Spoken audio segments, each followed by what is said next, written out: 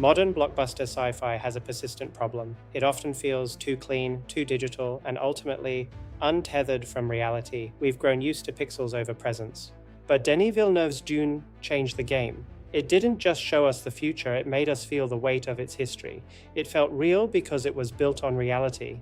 Welcome to a deep dive into the technical and artistic mastery that redefined modern cinematography. I'm your host, and today we're deconstructing how Dune was made. To capture the monumental scale of Frank Herbert's universe, Villeneuve and cinematographer Greig Fraser turned to the ultimate canvas, the IMAX format. While standard theaters use a narrow 2.39.1 strip, IMAX Grand Theaters expand vertically to 1.43.1. It's about height, not just width. It fills your entire vision. This provides 40% more image, filling your peripheral vision and creating a sense of monumental height that dwarfs the viewer. It's purely immersive filmmaking. The power behind this image is the Arri Alexa 65. It's a digital camera, but its sensor is so large it mimics 65mm large format film, offering incredible resolution. Fraser chose this for its tactile quality. By shooting open gate, they captured the full height of the sensor, allowing for those iconic IMAX aspect ratio shifts. The verticality of IMAX is the soul of Dune's visual language. Every frame is designed to make the viewer feel the overwhelming power of the environment. From the smallest grain of sand to the largest sandworm, the scale is the storytelling. It's about making the audience feel small while making the story feel massive. This is the IMAX revolution in action. It's about presence, it's about reality, but high resolution wasn't enough. Fraser felt digital was too sharp, but shooting entirely on film felt too nostalgic. His solution? The film out. They shot digitally, transferred the footage onto 35mm film stock, and then scanned it back into digital for the final grade. It's a technical loop that bridges two eras. This added natural analog artifacts like halation, that subtle glow around highlights that digital sensors often miss. It gives the image a soul. It also introduced organic grain and gate weave, giving the image a tactile, painterly quality that feels like a real memory, not a data file. It's lived in. This hybrid process dirtied up the image just enough to make it feel grounded. It's the reason Arrakis feels like a real place with a history. Every texture is enhanced, every shadow has depth, and the entire film carries a weight that pure digital simply cannot replicate. This is the Dune look, organic, tactile, and undeniably cinematic.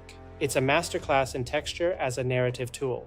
Every grain of sand tells a story of survival. To further enhance this look, Fraser moved away from modern, clinically perfect lenses. He went back to vintage glass to find character.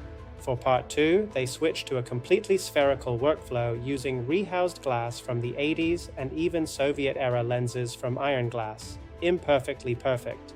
These lenses have imperfections, unique flares, and softer focus that help break down digital sharpness, making the frame feel more human.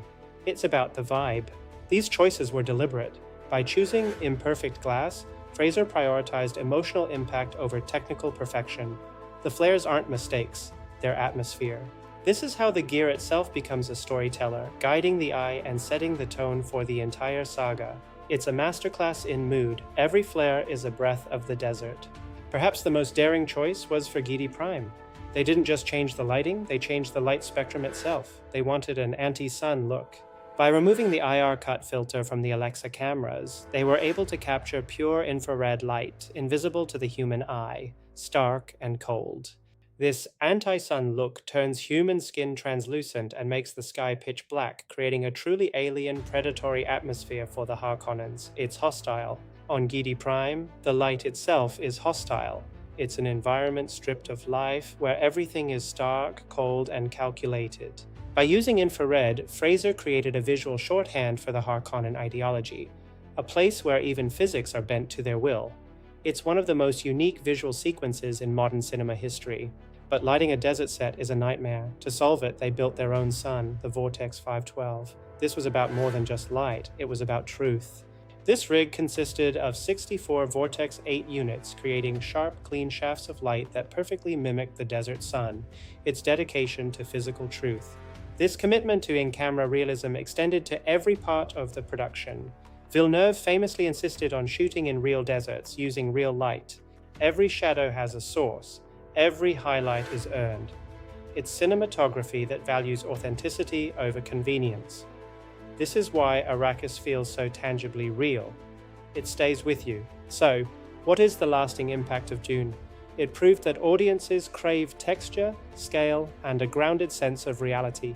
It shifted the industry back to analog craft. Dune isn't just a movie, it's a cinematic landmark, a reminder that even in a digital world, the most powerful images are the ones that feel human. It's a blueprint for the future. If you enjoyed this deep dive into the gear and philosophy of Dune, please hit that like button and subscribe for more film breakdowns. Thanks for joining us.